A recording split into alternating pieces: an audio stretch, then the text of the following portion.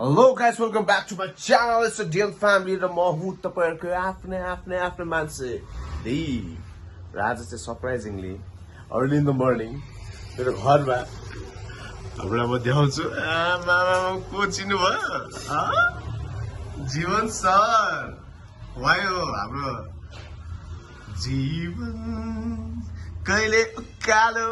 अनि म राख्छु यो गीतमा। यो गीत पनि हाम्रो आज च्यानलमा राख्नुपर्छ। हैन अनि उहाँ चाहिँ यसो चामल पनि यसो सप्लाई गर्नुहुन्छ। मैले हिजो भनेको थिएँ नि हिजो ब्लगमा। उहाँ हो उहाँ मेन लोकल। यसो हेलो भनिदिनु न त। Hello guys. यति हो। अनि मेरो भाइ चाहिँ जाँदैछ पसल काममा है।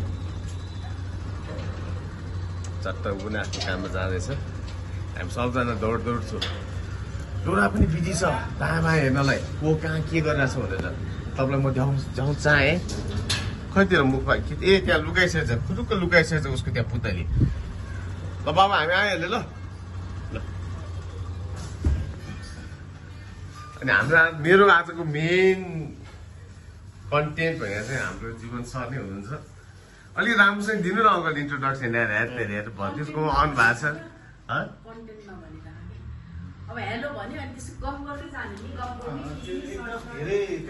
आजको मेरो मेन फोकस चाहिँ अङ्कल हुनुहुन्छ। Uncle early in the morning आउनु भएको छ। अहिले हामी 2 घन्टा जति कुरा बात पनि मारिसक्यौँ। अहिले 9 बजिरहेको समय छ। यसो अङ्कल के राम्रोसँग बोलिदिनु यार। तपाईँ अलि राम्रोसँग खुलेर बोलिदिनु यार।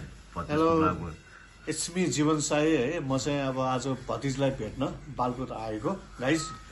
अनि मेरो भतिजको च्यानल डिएन फ्यामिलीलाई चाहिँ तपाईँले लाइक सब्सक्राइब अनि कमेन्ट गरिदिनु हुनको लागि म विनम्र अनुरोध गर्छु। त्यति हो। अङ्कल पनि केही नभने के अलिकति हुन्छ नि अलिकति केही छैन स्लोमा।